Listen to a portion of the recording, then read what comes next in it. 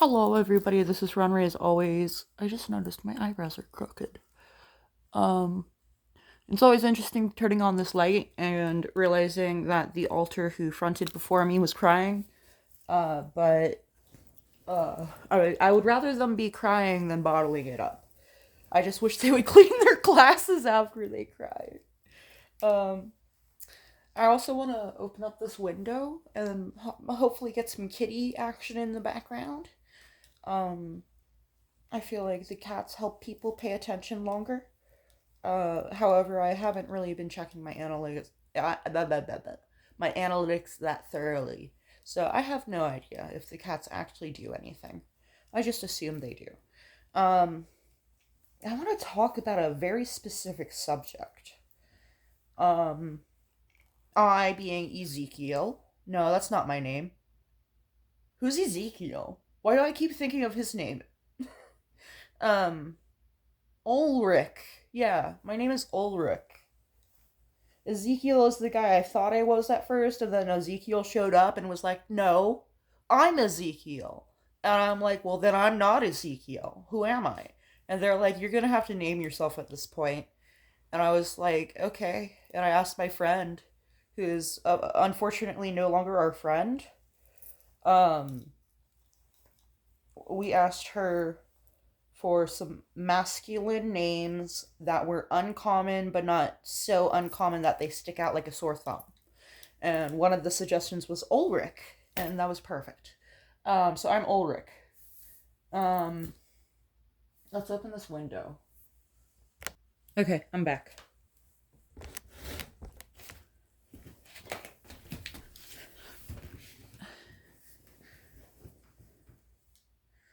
I was making a macchiato, an iced macchiato.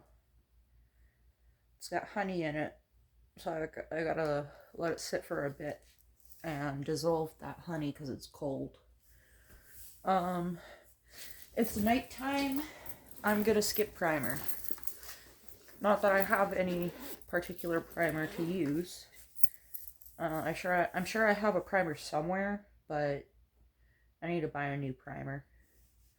Um, I have a travel bag of makeup. I'm definitely gonna use the blue highlighter. So I'll need this. And I gotta figure out the rest. So while I'm doing that, let me talk to you a bit. Somebody recently commented, not on YouTube but in person, that I don't need makeup. Um, Hi.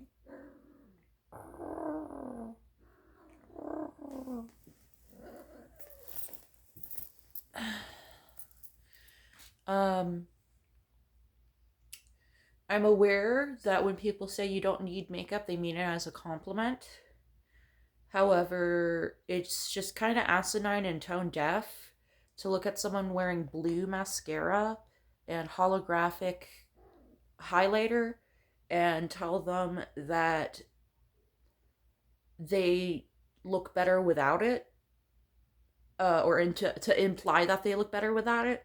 It's like, I know that I'm more attractive to cis men when I wear no makeup. Trust me, I know. Um, However, that's not the goal. The male gaze is not the goal. The female gaze is not even the goal. Um, the queer female gaze, I guess, is what my goal is. The queer gaze. Um, I basically, I don't want you to immediately think, oh, hot diggity damn, I want to get in bed with this person. I want you to think that I am complex and there is, uh, like, I want you to look at my makeup and know that I'm an oddball. That I'm literally queer. I'm weird. I'm outside the range of normal.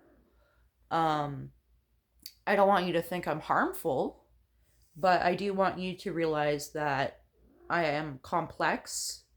I don't mind sticking out like a sore thumb, and I'm artistic. I'm creative. I'm colorful. I'm not bland and neutral. I'm not, if anything, like, the attention I get for dressing strangely is usually stares of disdain and horror. That's the most attention I usually get. Between the headscarf and the colorful makeup. Yeah. And then when I dress as a man, especially if I wear makeup on top of it, people get confused and think that I'm a cis man wearing makeup or I'm a trans woman when I am biologically female. I'm biologically female and I have PMOS, previously known as PCOS, and she's in heat, if you can't tell. Where was I going? Oh yeah, PMOS, also known previously as PCOS, causes you to tend to gravitate towards androgyny or masculinity in physical ways. So, one example, please don't dig your claws into my elbow. The the very short distance between my brow and my lid, especially when I talk to people, because this is how I usually look at people head on. It's more masculine. My brow bone up here is also more masculine. It's hard to tell when I have a hat in the way, but you can kind of see what I mean. There's a shadow right here.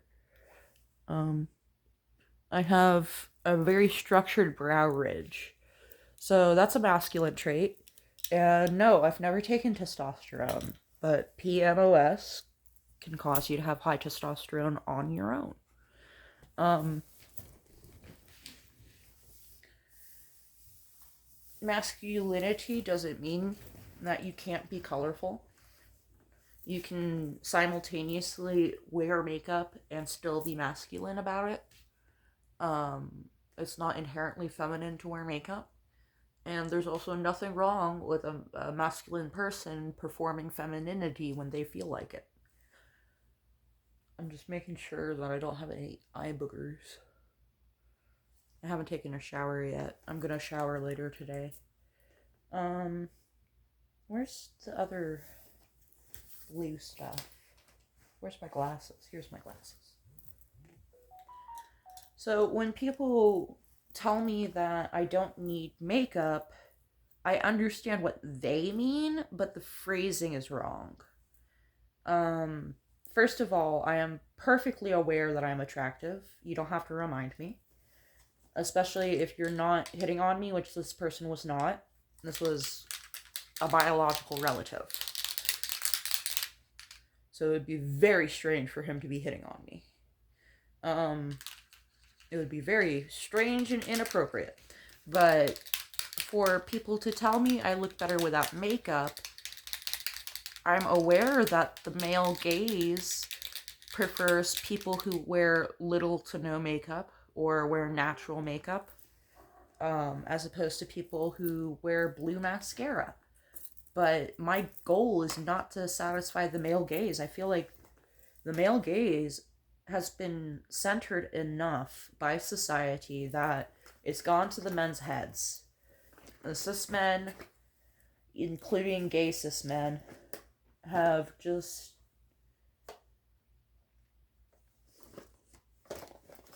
It's not that all men are terrible, but to say not all men in reply to somebody complaining about the men in their life is like if you were in a Discord server and somebody said, I love seeing all the colorful birds when I go on a walk. And you say, not all birds are colorful. And they say, well, yes, I live in a rainforest. It's contextual. You can't expect everybody else to experience the same things you do. And therefore, they may not agree with you about what society is like because they see a different aspect of it than you do.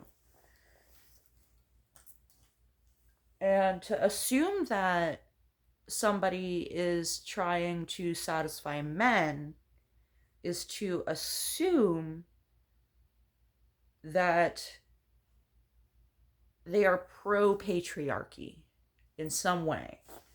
When I, as someone who have been out of the closet now more than half my life, because I'm 28 and I came out when I was 14, and I'll be turning 29 this year. I just, I know what men are like when they're not around women. I know what men are like when they are around women. I know what men are like when they're around femmes who don't identify as women. I know what they're like when they're around trans men.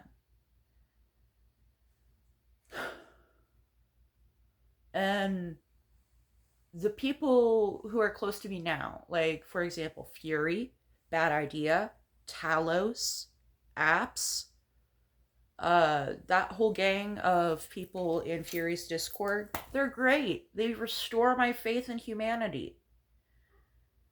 But they don't represent either the noisy minority of men, or maybe it's just that a majority of men are bad men. And that's not through fault of their own. That's through the fault of the people that raised them and wrote the laws that they live in, whether that was past or present. I came up with a saying long ago when I was coming to terms with the state of the world when Trump was in office for the first time. And I had to exit juvenile therapy because I was 19. I was 18 when the election happened. I turned 19 and my therapist said, you need to go to adult psychology. So I closed out my case with my juvenile psychiatrist and psychologist. They wished me good luck. I went to the adult wing of the same building. I went to sign up for services. And they said, sorry, we don't have any individual sessions available. And I'm like, when will you? And they said, never. We don't have any psychologists available. We don't have any psychiatrists available. We have group therapy. And that was the beginning of the worst part of my life. And I learned along the way that playing the blame game just shifts the narrative. If you blame your parents alone for the state of the world in which you live, you gotta remember it takes a village to raise a child, and if your parents were horrible, that other adults were supposed to step in and help you. So those other adults are also complicit. And if it was illegal for people to step in, or if they tried to and it failed, then the law is complicit. And so on and so forth. So the phrase that I came up with is blame lies with long dead ancestors. Because if you go back the chain of command far enough, the person we should blame is whoever came up with colonization. There's a vast history to colonization that I do not know the entirety of. I know it started very early compared to America. However, let's focus on America, because that's where I live. And unfortunately, when you live in America, they don't really teach you about other countries. I'm looking for... What on earth happened to them? I'm looking for my Q-tips. Because I got something in my eye. Where are the Q-tips? I fell asleep and they were right out here somewhere. Hold on. So in America, the Pilgrims came over on the Mayflower, and they settled the area. They committed genocides against multiple tribes in the United States. And many of the genocides were successful, but not all of them. That means that there are some survivors of genocide living in America to this day. If you know a Native American person, just remember their grandparents or their parents were in a residential school where they were stripped of their religion, stripped of their culture, stripped of their identity, and told to assimilate to Christian Westernism or civilization. But you may be wondering, what does this have to do with gender? Well, it's simple. Colonization set the framework for the gender binary. And they did this to weaken indigenous peoples' narratives of their own culture and identity. They said that you are not the gender you have been living as in Africa or in unfounded America before it was America. You know, the indigenous people there, the Cherokee, the Apache, the Lakota, all of them. They had various genders, some third, some fourth, some, I'm sure, fifth genders. And within their society, they were recognized and even celebrated. And then colonization came along, saw that these third gender people were powerful in these societies, and decided to say that they didn't exist in order to steal their power, to destroy their power even. If not have it for themselves, then to destroy it completely. If I can't have it, you can't either, kind of attitude. So they took away power from these civilizations of people who were living with basically what is compared to today a utopia. They destroyed the utopia so that they could introduce their own society. They did a scorched earth type attack on the indigenous people of America. They moved in chattel enslaved people from Africa and from other countries, I believe. They tried enslaving indigenous people of America. It was really sad from the enslaved people's perspective. So they just died of broken hearts. So they stopped trying to enslave indigenous people of America and instead enslaved indigenous people of Africa and brought them over as chattel slaves in ships in which often it was better to jump into the ocean and take a risk of dying that way than it was to stay on the ship. So if you got a chance to jump off the ship, you would, and you would let the ocean claim you if you had to. Or if you were lucky, you made it to a deserted island and lived there for the rest of your days, with nobody to reproduce with, so your family line died out. And that's part of the genocide. Your family line died out. So they came up with a system that there's only two genders. And no, I'm not pulling this out of my ass. You can look it up yourself. I'm not going to give sources on something that I learned in 2012 before the enshittification of Google search bar. If you have a better browser to use that isn't enshittified, because, you know, they're rolling out the AI now. They enshittified it before to make AI seem like the better option. I swear to God, that's what they did.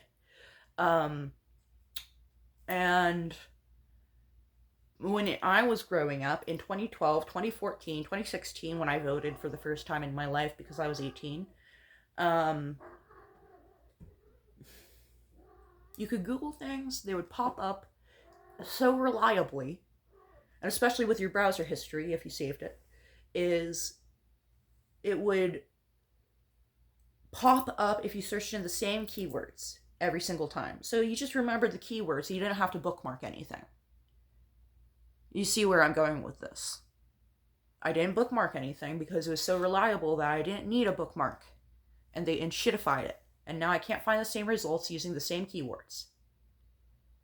And it's particularly hard to find results through Google about minorities and marginalized people. I wonder why.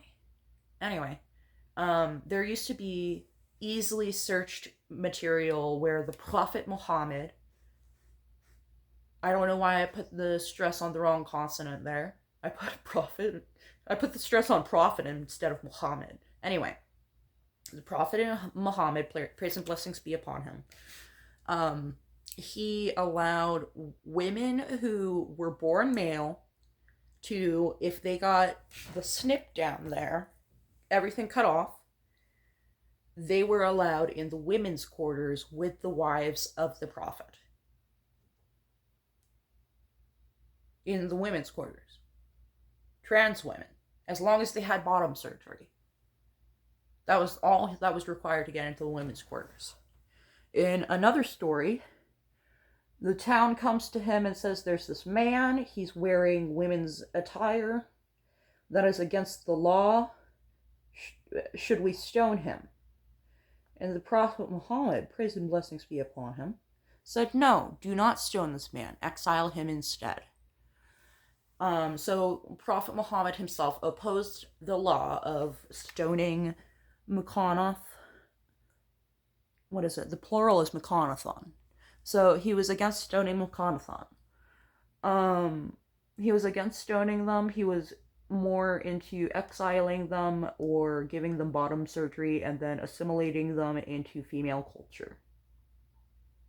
Which I can really get behind, considering we are talking about an era where slavery was normal still all over the world. And so was child marriage.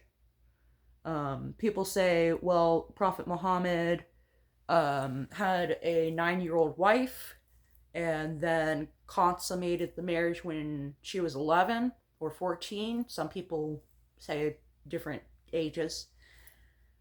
The Bible says that the Virgin Mary was a virgin.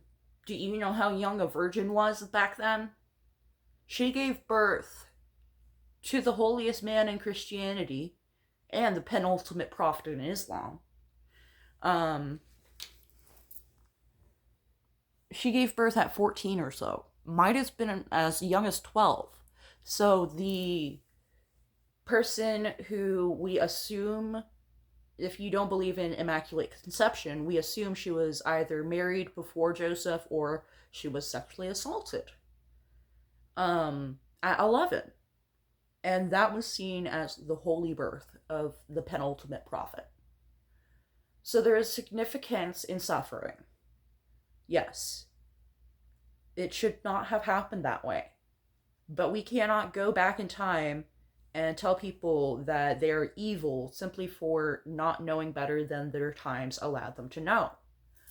And to compare one religion that allowed slaves to modern times, but not compare Christianity itself to modern times. Christianity allows slaves. Christianity allows you to get your father drunk and have sex with him when he's passed out. The Bible allows all sorts of things. The Bible says that Adam was created from dust, and then God blew into his nostrils to give him the first breath, and then he was alive. It later on says that if you are suspecting infidelity, there's a potion you can take, basically, or a ritual you can do, basically, to induce a miscarriage. What do we call it when you induce a miscarriage? You get it, yeah. So, all these things that everybody is saying is murder are actually biblically supported. And so is slavery, so is child marriage. All of it is biblically supported. So why are we saying that Christianity is superior to Islam if they have the same flaws? And moreover, why are we saying that Christianity is superior to Islam when it teaches you the same rules of conduct with a more realistic approach to extremes such as warfare? Because it was written during a war. I'm pretty sure anything that's written during a war is going to seem more violent than if it was written during a non-war. There's like a little tiny hair.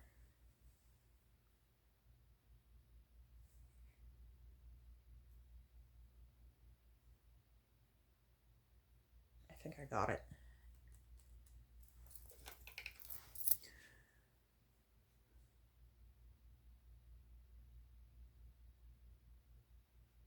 I'm gonna struggle off camera for a second to get this less patchy.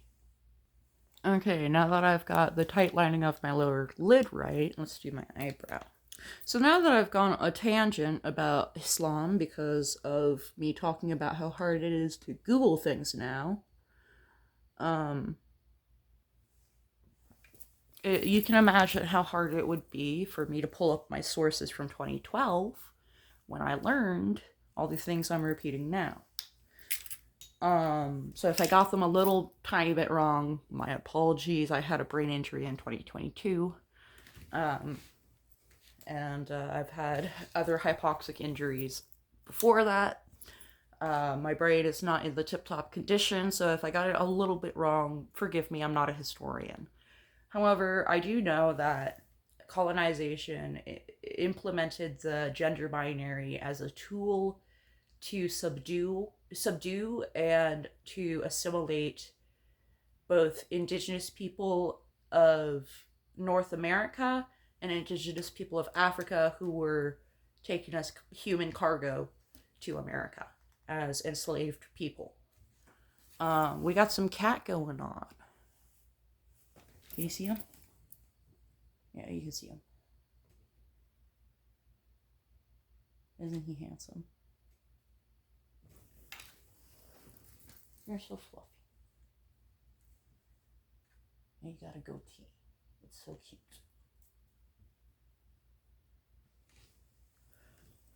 And of course, Peanut. He's always there. He is quite the couch potato. Well, he's not always there.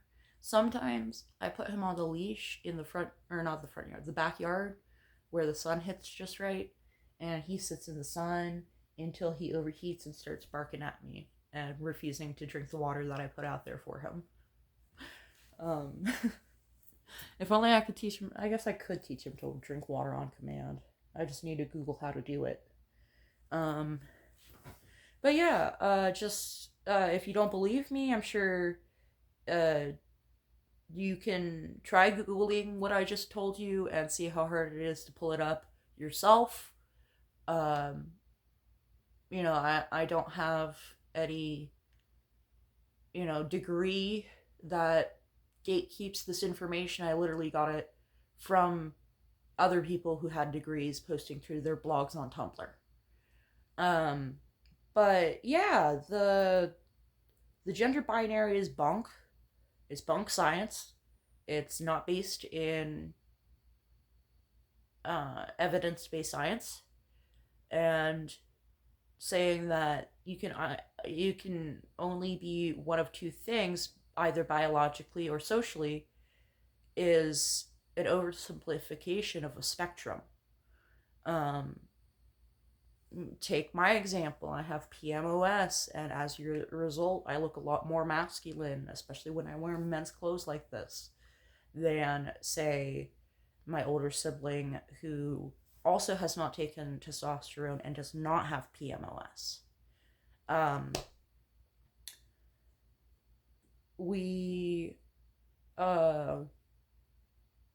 People with PMOS, we have a habit of looking more masculine, whether we like to or not. And by habit, I just talk about our body will literally produce more hormones of a masculine nature, and our body going through puberty will react the way you would if you took a pubescent woman, or not woman, what do you call them? Girl. If you took a pubescent girl and gave her low level testosterone, you would see physical effects as she ages that would mirror PMOS, including facial hair and body hair.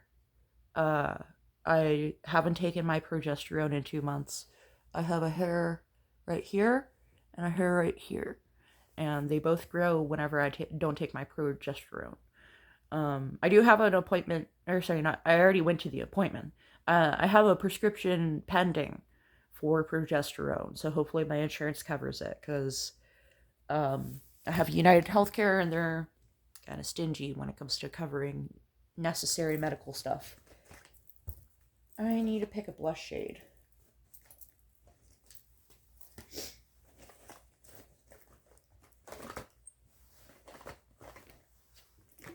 Okay, I have picked a blush shade. I'm going with purple.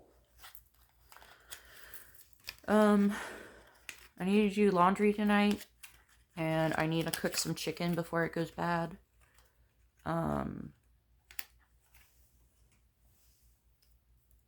Even if I don't eat a lot of it, I just need to cook some of it and eat a little bit of it so it doesn't all go to waste, you feel? One of the benefits of my freezer freezing my groceries is it goes bad a lot slower. However, that's not always ideal. Like, when you need to thaw something in the fridge overnight, it's not good for that. Yeah.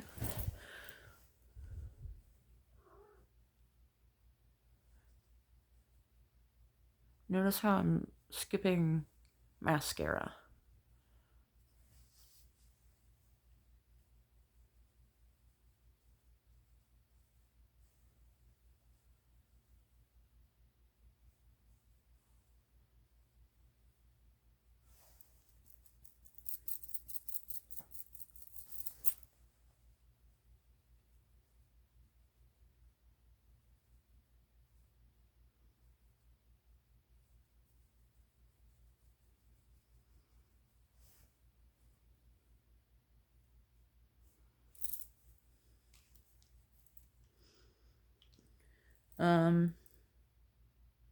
So circling back to where we started at the beginning of the video, saying you don't need makeup is asinine and tone deaf, because assuming that women are doing makeup to appeal to the patriarchy is a fossil idea, meaning like it's ancient, an ancient opinion that is left over from the World War II era. The 60s, the 70s, the 80s, and even some of the 90s were dedicated to counterculture, if you didn't notice. And ever since then, there's been a subset of society who is deeply into said counterculture. Whether it's through a nostalgia of something that they lived through, or for love of a bygone era that they did not experience themselves. And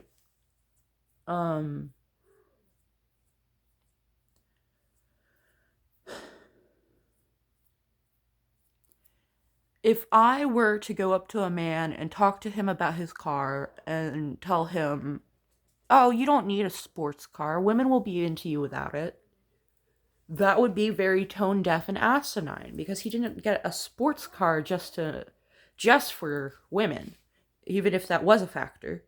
It's a minor factor. He got a sports car because he go fast and it make a vroom vroom, and he's into cars in an artistic way that I do not know the ins and outs of yet.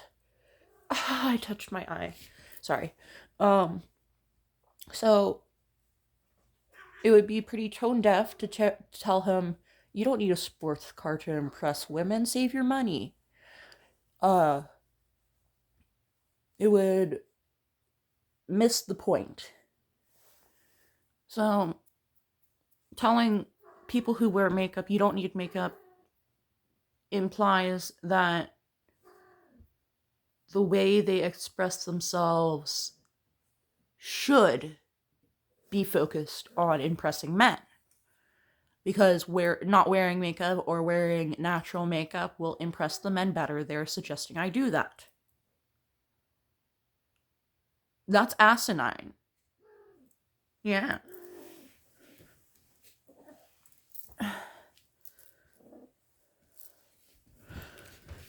Um, when you see someone wearing colorful makeup, they are not doing it because they want to hear that they themselves are beautiful and desirable. They're doing it because they are given a beautiful canvas on which to perform art. And the art is the point, not the beauty.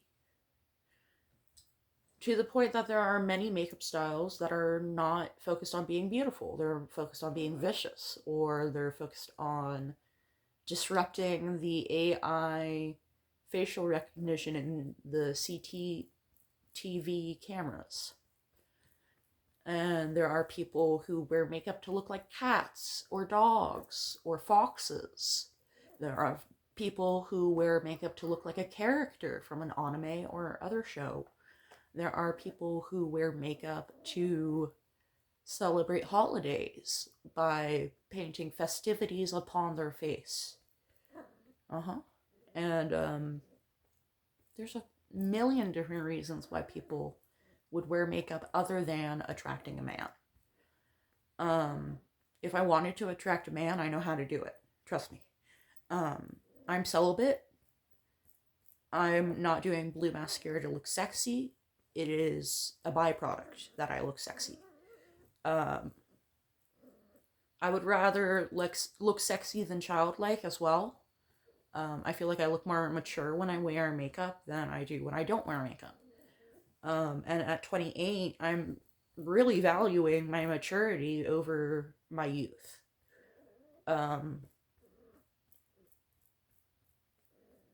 It's complicated being someone who has been physically disabled since age 9, using mobility aids since before then. I got diagnosed with scoliosis and chronic tendonitis when I was 9 years old after I woke up screaming in pain. And we thought that somehow I had twisted wrong and broken my back in my sleep because I couldn't walk. I was in too much pain. So aging, to me, is not about becoming more febrile and more disabled. Aging, to me, is about learning how to manage the disabilities I already have had since elementary school, since before I got my first period, since before I entered womanhood, whatever that means. My whole life has been spent disabled, and that's not going away, but it is getting better as I age. So for me, getting older is about maturing. It's not about being desirable. I would rather be functional than desirable. And if being beautiful comes at the cost of being dysfunctional, you can have it.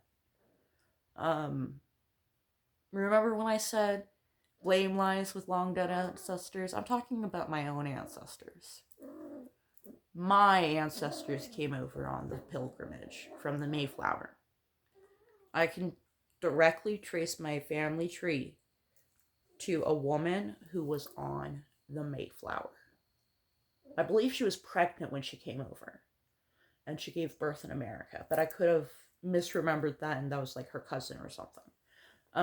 But yeah, my mother's side of the family founded in America, and there's no reason that anybody should blame me for it, even though I'm directly related to them. However, there is to be said that they created a world in which I prosper. So what were they hiding?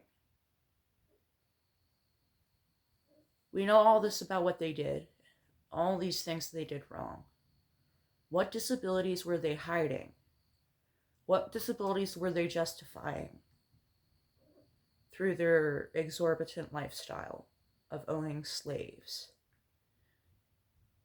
Why did they have to force able-bodied people to do the labor for them? And given that evolutionary pressure, being relieved because of chattel slavery. What kind of inbred deformities of, organs and systems and connective tissue and brain anatomy and dopamine response and levels of serotonin versus dopamine and anxiety and OCD, of having to perpetuate a lie in order to stay ahead. Like, what did they end up with? Because the need to be physically able-bodied was removed from them. As long as they were able to present with an invisible illness, that was all that was required of them. They could still be disabled and prosper. And they created an America for their descendants to inherit that would do the same for them. And I remember at the memorial, my cousins, and no, not my cousins, only one of my cousins, my younger cousin, and my aunt, who is my godmother, were there, and my older sibling was there. And I was remarking as we were discussing who got the silverware, and I do mean silverware, made of silver. How did that happen? Glad I noticed that. But we were discussing who got what, and we're examining this beautiful china cabinet, and we're examining, actual silverware that is engraved with family names on it. And because my sibling got it, okay, so my sibling has a middle name. It is the same middle name as my mother's. It's been passed down for generations. Because of this middle name, which is engraved on the silverware, my sibling got the silverware, all of it. That is worth quite a lot of money. Antique silverware that's been around for hundreds of years. I'm not talking 50-year-old silverware. I'm talking hundreds of years old. And my sibling got that. We did not split it up, So you would assume that, financially speaking, I got shorted out of that deal, right? I didn't even consider that. I was happy to let them go to my sibling. I was a little sad that I didn't get them, but it wasn't like I resented them or anything. And then my aunt told me that my Nana had said that it's only fair that in exchange for me giving up the silverware so willingly, that I get something of monetary value in return. So my Nana is going to be buying me a dishwasher. And I just have to pick it out and she's going to send me a check. So when my sibling said, "You do know our ancestors didn't have a lot of money, right? We didn't come from a lot of money."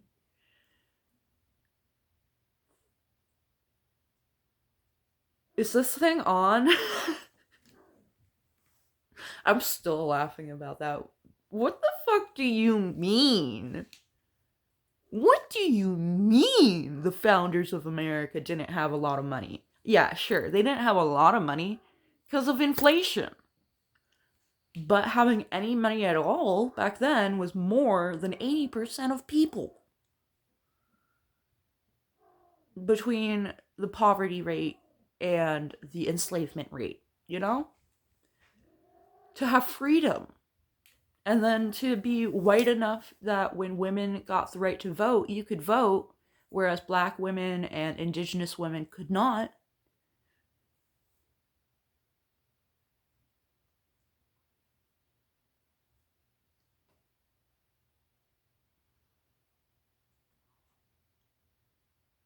Do I need to elaborate? Anyway, let me grab some makeup remover to get this off.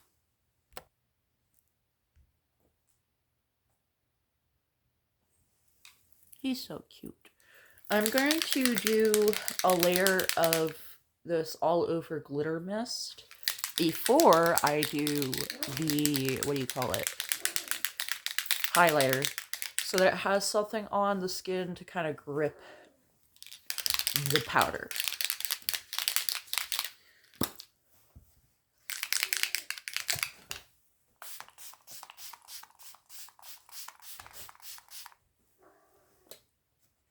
And now I gotta wait for it to dry. So let's talk. When somebody uses colorful makeup, it isn't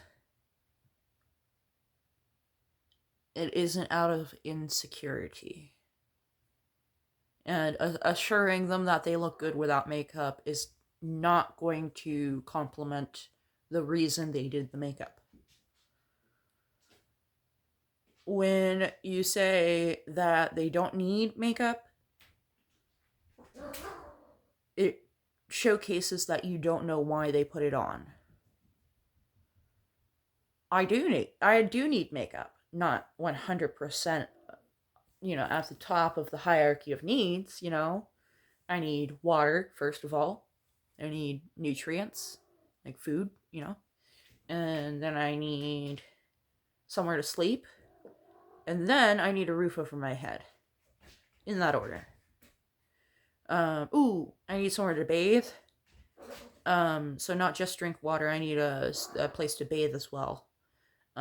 Sometimes you can get away with using your drinking water source as your bathing water source. And if you're lucky, there's truck stops that will let you shower for like $14. And you can pair up with a friend or a partner, and 2 people can shower in the same shower for the same $14. And running water in the woods is really good to bathe in, but it's not good to drink. So you need to hike into town, and you need to get water from like a hose or a faucet in order to find potable water, which is drinkable water. Those are 2 different facets of living without shelter. A roof over your head. But after I need a roof over my head, or even before I need a roof over my head, I need medication for all my psych problems. And all sorts of other needs that come before makeup. However, when I put on makeup, I feel more confident, I feel more energized, I get a dopamine burst every time I look at myself, and I like to make videos with it, and to tell someone that is literally making makeup as a content creator that they don't need makeup, alright, sure, I'll just give up on being a content creator entirely. That's what you're suggesting. That's... If you think makeup is evil, just say that, It's not a man's world anymore. It is increasingly becoming possible for women to succeed in roles that they previously didn't. When my mother was born, and her older sister was born, and I believe when their younger brother was born, my grandmother was only able to open a bank account with her husband's permission. And before she was married, she could not open a bank account. It has changed a lot, and she's still alive, I'm not talking about a dead person. I'm talking about someone you can talk to today. She'll be 90 next year.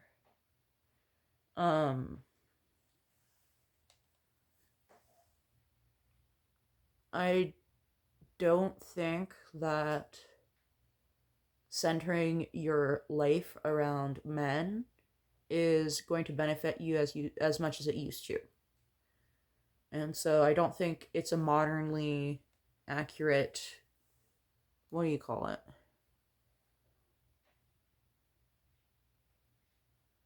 It's like telling someone that if they go to college, the degree will pay for itself. It's outdated.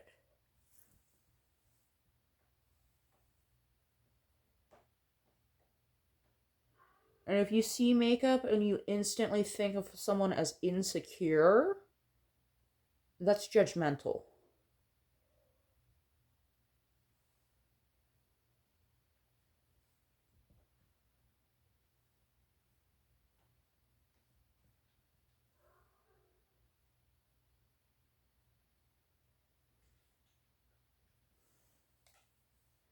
I was wearing this very highlighter, so there's a good possibility that the face he made when he picked me up from the airport was in response to the highlighter, because it is holographic, and he may not have ever seen it before.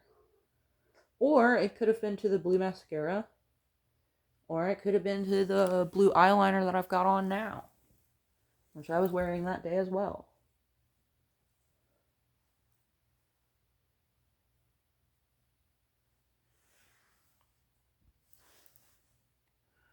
So if my goal is not to make you attracted to me, it's to make you more so confused by what your eyes are seeing, then telling me I don't need makeup, how is that going to confuse you?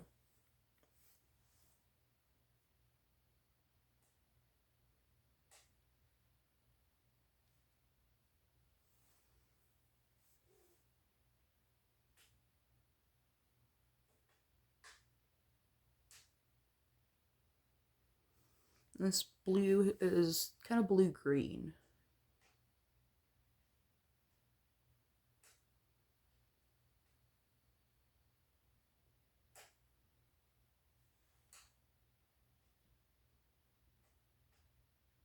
I don't know what she's doing. Meow. Meow, meow. What are you doing?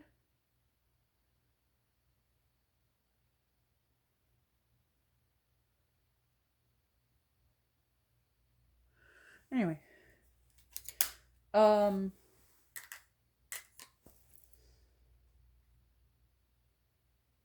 I associate men telling me not to wear makeup with the same loss of autonomy that I experienced when I was going through trafficking in Texas. And the first time I was trafficked, when I was 19 in Virginia. Um, I remember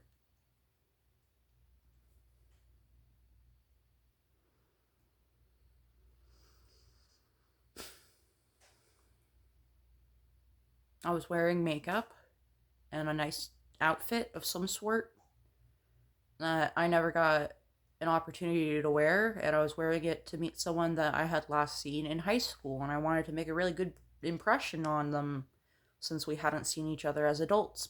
And I wanted to show him that he missed out, and if he had been nicer in high school, maybe he would have had a chance with me.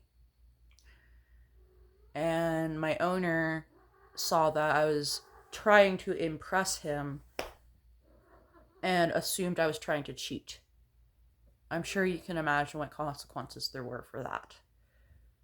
With the trafficker in Texas, he outright told me not to wear makeup. For the reason that I look better without it. And putting on makeup was one of the few ways to delay what would happen to me that day. And put my mind in some sort of semblance of not getting hurt by what was about to happen. You know, it was my time to be alone by myself, focused on my own self expression and my own autonomy. And it was my time to mentally prepare for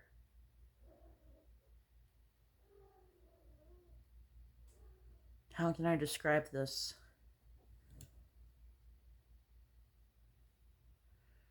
It's really hard to talk about this stuff on YouTube.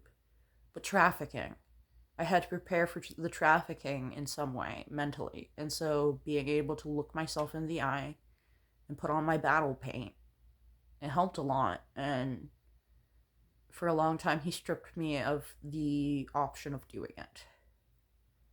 And then he saw how negatively it impacted my mental health to not have that time to myself to mentally prepare. And he saw that it wasn't beneficial to him because I was harder to control when my mental health was worse. Um, he also would beat me if my voice dropped, like it is now. If I sounded masculine, if I presented masculine. So as soon as I switched to a male alter, he would start playing these mental games, and meanwhile we didn't notice we switched. So he's like 2 steps ahead of us. And he would eventually look at us in horror that we had switched to male. And we would realize that he had noticed something before we even had. We would realize, oh no, my voice is too low. And then the violence would ensue. So it's really important for us to give our male alters safe space to take up volume in reality. Physical volume, take up space. Not suppress themselves away, locked away in a mind where they have to live in a fantasy instead of reality. And it's going to be a process to get those alters who had violence enacted upon them for their gender. There's going to be a process to get them to even front. And there's a chance that all of them will never return to who they were before it happened. And they will have to form a new sense of identity post-trauma. And makeup is a really good way to form a sense of identity through your self-expression. And learning how to do makeup, achieving skills that take practice and dedication and effort and some degree of education, such as YouTube videos. Those videos aren't going to watch themselves. You can't just download this information into your brain. And they don't teach it in school. Not in public school, no.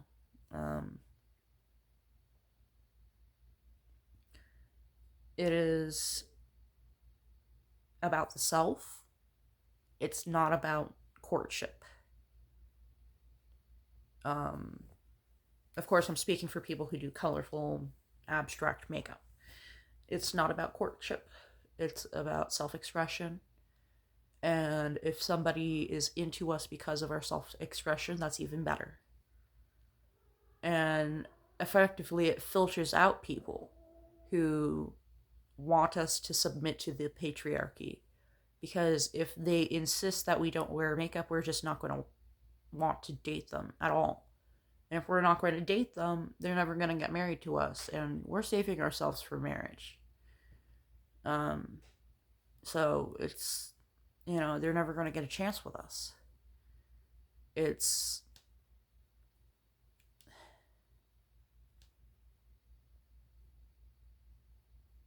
a litmus test to see if you have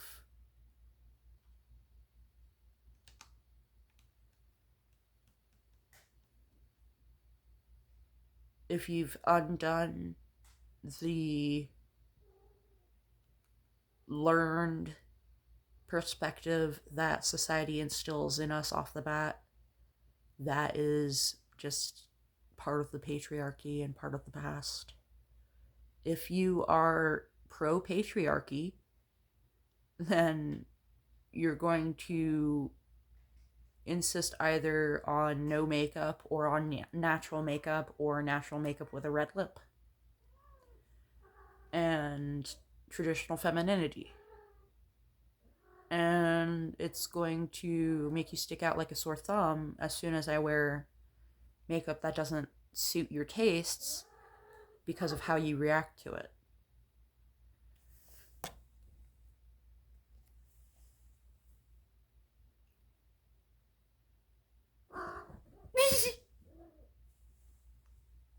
That was so cute.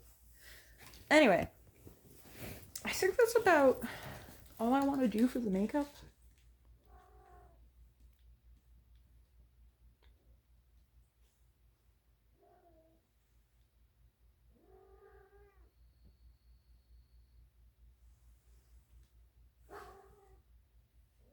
Oh, my ears.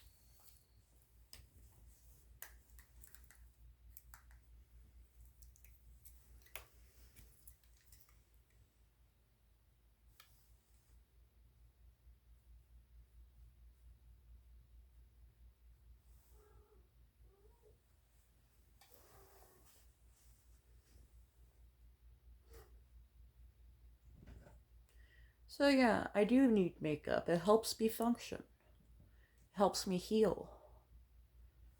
I don't need it because I'm insecure. I need it because I'm independent.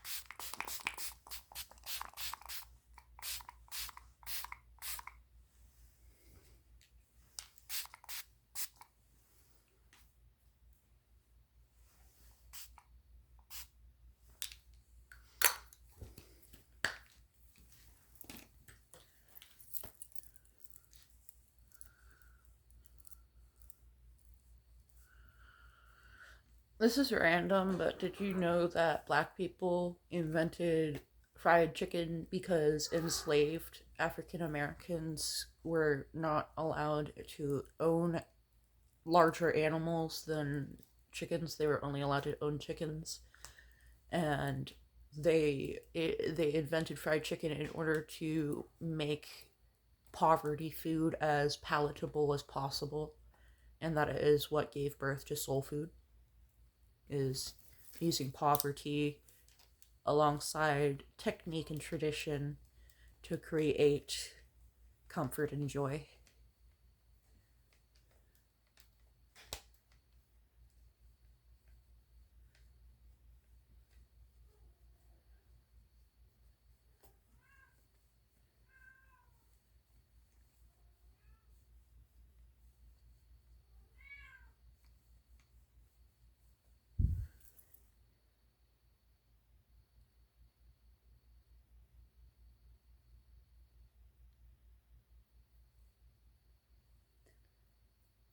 I must have gotten a cat hair on my face. It's itchy in one spot.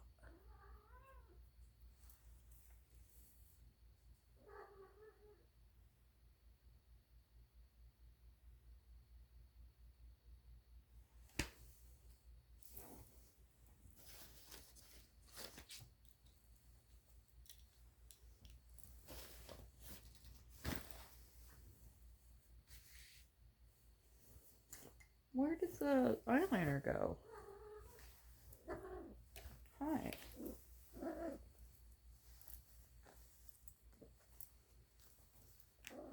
Oh, here it is.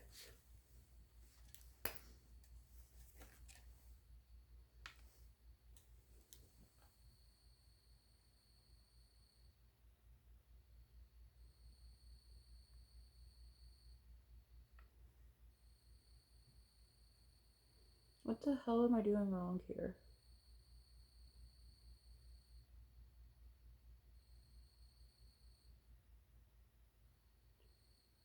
How did that make it worse?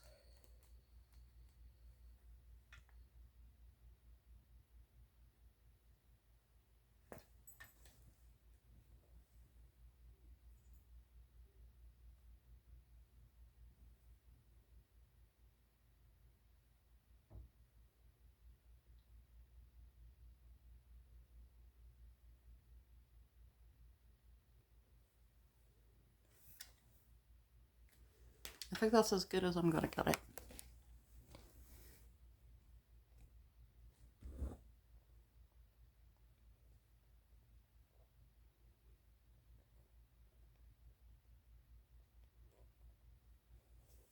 All right.